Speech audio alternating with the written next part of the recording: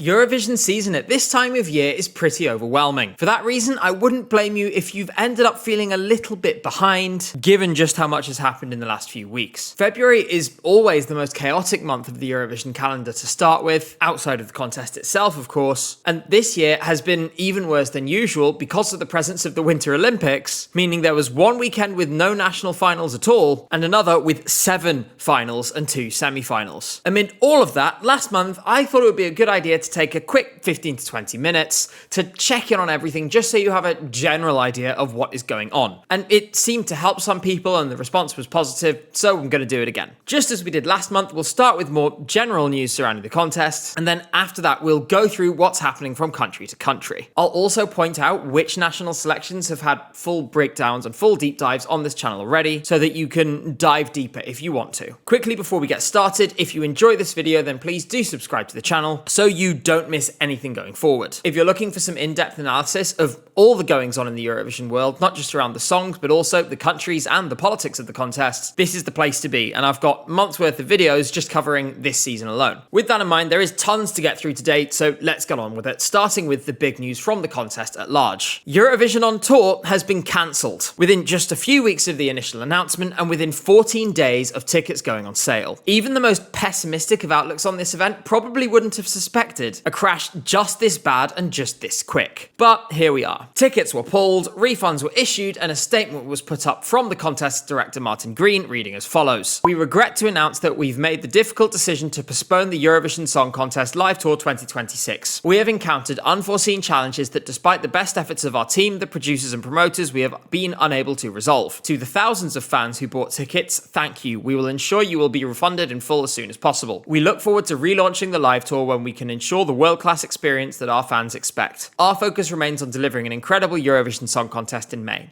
The 70th anniversary shows will be celebrated with 35 amazing artists performing to record sellout audiences in Vienna and hundreds of millions watching around the world." Those unforeseen challenges were actually pretty foreseeable. As you're probably aware, the reputation and standing of the contest isn't exactly in the best of places right now. That has been especially true among the core fandom of the contest, who are the most likely people to want to buy tickets to this kind of event. In addition, the ticket price is starting at €60 for a few lines of nosebleed seats right at the back of the arena, before immediately ballooning into the hundreds to sit literally anywhere else within half a mile of the actual stage. Pretty rapidly turned off all remaining takers for this. The icon acts that were meant to generate some hype as well, and presumably drive ticket sales early, didn't succeed in that goal either. To remind you, those were Alessandra, Guy Sebastian, Johnny Logan, Helena Paparazou, Katrina from Katrina and the Waves, Lordi, and Verka Serduchka. I like all of these artists. I like their Eurovision songs, but they didn't provide anything like the pull factor that was required to get this thing off the ground. Between all of this, almost nothing was sold, and in the hours before the cancellation, practically every single venue looked like this. Ultimately, this was a project that was wildly overambitious, bordering on hubristic in some cases. As an example, anyone could have told you that the French were never going to be clamoring to fill an arena in Paris at those prices. It was just never going to work. Honestly, in some ways, I think it's a good thing that it has gone this badly so fast, so that the realization it wouldn't work came quickly, and the amount of damage done was therefore limited. With that in mind though, I suspect that now it has failed, this concept isn't going to come back for a while. Other than that, we are mercifully light on general contest news, which means we can go straight to getting into individual countries. Almost everyone has an update this month, so we'll try to get through things fast. We're going to begin with national selections, and then we'll look at the internal selections later. First up is Ukraine, who selected Leleka with her song Rydnym at the beginning of the month. This is a song about hope and defiance even in dark times, and it got maximum points from both the jury and the public. Jerry Hale was actually the pre-show favourite there, but could only muster a 3rd place finish, and Monokate of Goe fame unfortunately finished considerably further down the order. I made a video about these 3 artists and their songs if you would like to watch that after this one. As for Leleka, while the live performance is okay, I would actually recommend listening to the acoustic version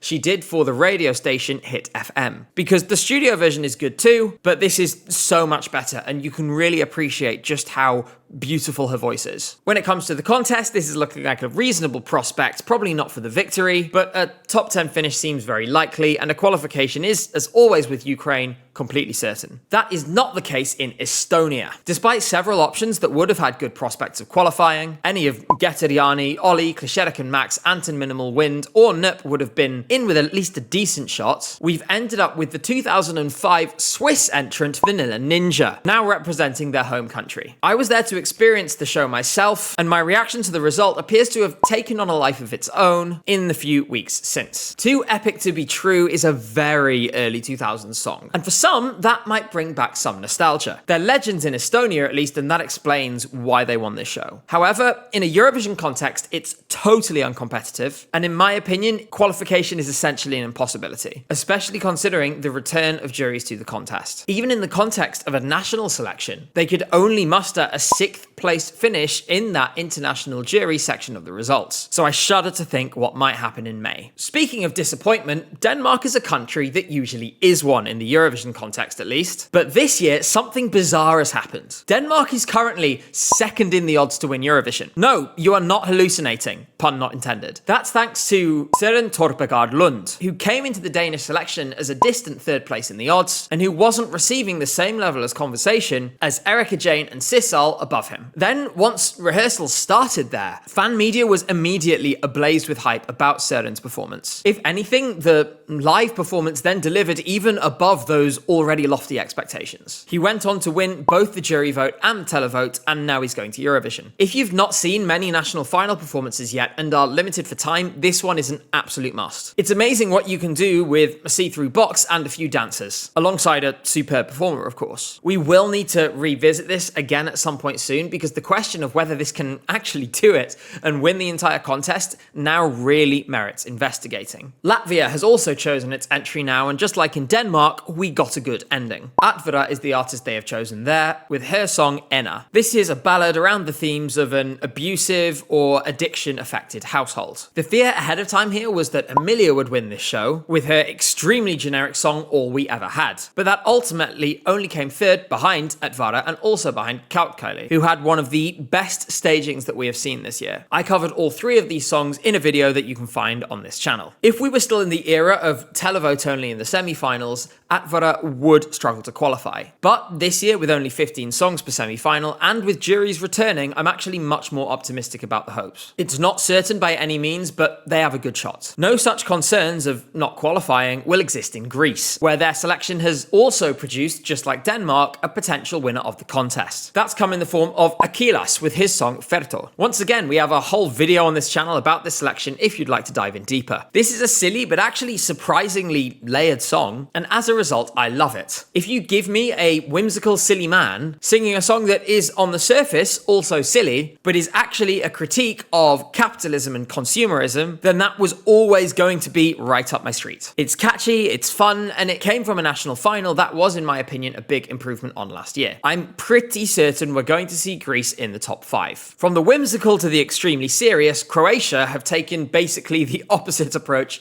to Greece. The vocal group Lelek won the selection there with their song Andromeda. This is a very epic and grand boss battle-esque song that really shows off the group's vocal abilities, and it was a clear winner in the end. I initially was hoping to see My Mind by Zevin challenge it, mostly because it was silly and fun, but also that it was quite clever lyrically. Unfortunately, that was stopped by a disastrous, and I mean disastrous, semi-final performance that meant it didn't even qualify, despite being one of the pre-show favourites. I'm going to give you a few seconds notice that there are some really stinky bum notes coming, and then I'm going to play it for you.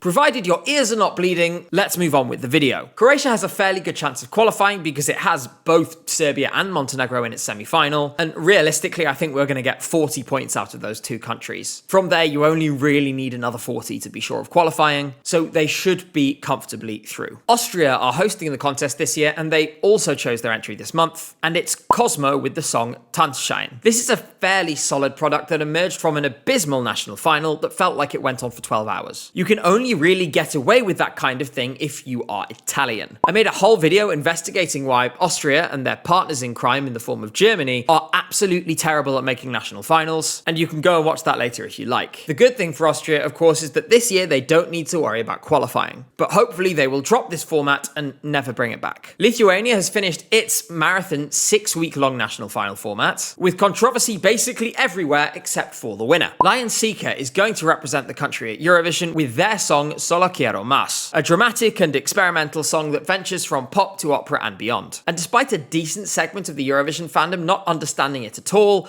it's going to comfortably qualify. In turn, in the final, it should then keep Lithuania's strong run going. Unfortunately, some of the shine has been taken off the show. Firstly, by the controversy around Atakin's song Giganti Gemele. We touched on this last month, and unfortunately, things didn't clear up after Atkins' statements. The lyrics were interpreted as being a call to surrender in order to achieve peace, and in the eyes of the Lithuanian public, he didn't adequately address this point. He was actually booed during his final performance by some of the arena. Meanwhile, Nora Blue ensured we got a second controversy, with members of her team trash-talking other participants on Facebook, and the Lithuanian broadcaster having to recount the audience votes in her semi-final after irregularities were detected. She then, bizarrely, picked a fight with the Lithuanian Eurovision news site Eurodiena and accused them of being complicit in some kind of campaign to ensure she didn't get through the wildcard round, which she then did anyway and so ended up in the final. There, she finished third, a reward for bad behaviour that was totally undeserved. In any case, at least the right song won. The return of Alexander Rybak in Norway has been a topic of much discussion, including here on this channel, where I predicted in a video that he would win Melody Grand Prix and, in turn, return to Eurovision as well. Luckily, I was wrong, and the song that knocked him down into second place wasn't even in that video. I'm happy to hold my hands up and say I didn't see this coming, but it's Jonas Love and Ya Ya Ya that will be going to Eurovision for Norway. That's thanks to a really superb live performance which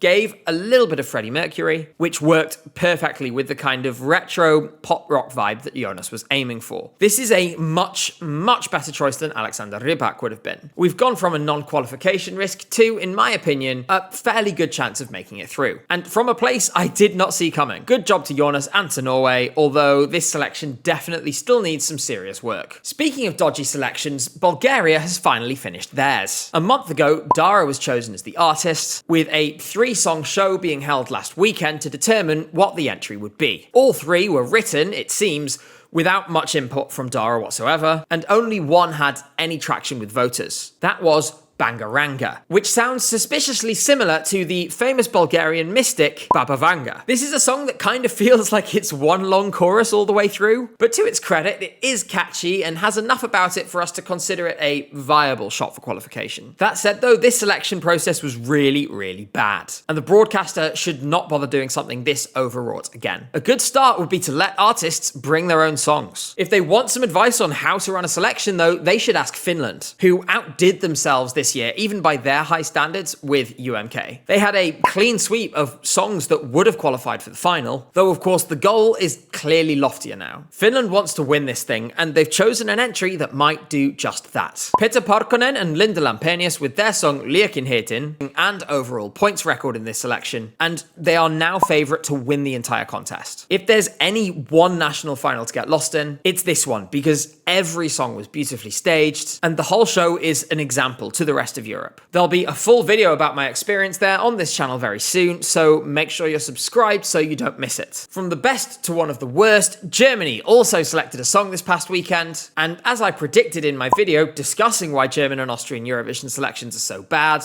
Sarah Engels is the one who won the ticket to Eurovision with her song Fire. The terrible and uncreative rhyming scheme of the chorus aside, this is a generic pop banger that could have come from anywhere at any time in the last 10 years, and its lack of distinguishing features will probably condemn it to a low finish. Germany are really lucky they don't have to worry about qualifying. Italy, meanwhile, are going even harder and even further on the nostalgia than anyone else is. Sal da Vinci feels like he's been teleported into this century straight out of the 70s, with his song Per Sempre Si. But luckily, it's actually a really fun and well executed piece of disco that will make you smile, and it's performed with the charisma and joy that a song like this needs. This kind of thing doesn't win in an environment environment as competitive as Sanremo without being well done. And it'll probably do quite well, especially with older viewers, when the contest comes in May. Finally, for national selections this month, we had Serbia. In short, it was a big victory for the Goths. Meanwhile, Zaina pretended to be a helicopter, and I was vindicated in my love for Fräulein by Brad Pelin, after he came second in the televote. Seriously though, it's Lavina who will be going to Eurovision with the song Kraj mene, by the unanimous choice of both the jury and the public. This is an extremely angsty and gothic metal song that has some really satisfying growls in the final minute especially. In a refreshing change from last year, Serbs, as far as I can tell, seem genuinely happy with this outcome. To any Serbs watching, I'd be really keen to hear your thoughts on how different this show was to last year, so please comment them below. We have also had a few internal selections this month. Firstly, with Belgium choosing Esilla and her song Dancing on the Ice. Word on the street is that this was a backup option after Loic Notte refused to go to the contest because of the participation of Israel. I have to say though, more than anything else, this really reminds me of No Roots by Alice Merton. That is a better song than this, and it felt much more edgy and current when it came out in 2017. It's going to be a tough one for Belgium, but if they make the right decisions between now and May, a final qualification could still be on the cards after two really shocking failures. Technically, Australia revealed their entry in March rather than February, but because it was the 1st of March and I'm recording this on the 3rd, I'm going to include it anyway. 2 days ago, Delta Goodrem was unveiled as the artist and Eclipse was revealed as the name of the song. In doing so, Australia has secured a major artist and one of their biggest names in years, as well as comfortably out-schlagering everyone else in the contest by a long way. It is well executed Schlager though, and it is from an extremely experienced and universally acclaimed performer. So this will sail through to the final without an issue. Following the announcement, Australia rocketed up to 4th in the odds to win, which seems a little high to me at present, but you can never say never if the live is good enough. Finally, on the Eternal side, we got the UK artist in the form of Look Mum No Computer. The song is being revealed this Friday at the time of recording, and it looks like we've decided to go wildly risky with some weird synth. This is honestly the kind of thing that I want to see the UK do, so I'm cautiously optimistic at the moment. If you want an idea of the kind of vibe that Look Mom No Computer brings, he previously made an organ out of Furbies. Hopefully that will make an appearance on the Eurovision stage. That is everything that we got in February, but there is still more to come in the next couple of weeks. This week we have Romania, San Marino, Poland, Sweden and Portugal to conclude their national selections. As well as that, we're still awaiting songs for Veronica Fusaro from Switzerland and Bzikabi from Georgia. We've also still heard nothing at all from Armenia, Azerbaijan, France and Czechia. Though in France's case, it's all but confirmed that the artist will be the French-American opera singer Monroe. Noam Betan of Israel is also releasing his song this week, and it remains to be seen whether we will get a third tasteless and tone-deaf Pity Me ballad from Israel in as many years. From me, you can expect my Finland vlog in a few days, and something similar from Sweden next week, as well as a few more deep dives into the remaining national finals. After that, we're going to be casting our eyes forward to May. As always, I hope you enjoyed this video, and this very surface level update was hopefully an opportunity to catch up at least a little bit. There will be another video like this in March, where we will probably summarize everything quickly all in one go. For now, it's time to wrap this one up. Make sure to subscribe to the channel if you haven't already so that you don't miss anything, because there are going to be lots of talking points in the coming weeks. For today, take care, and I will see you again very soon.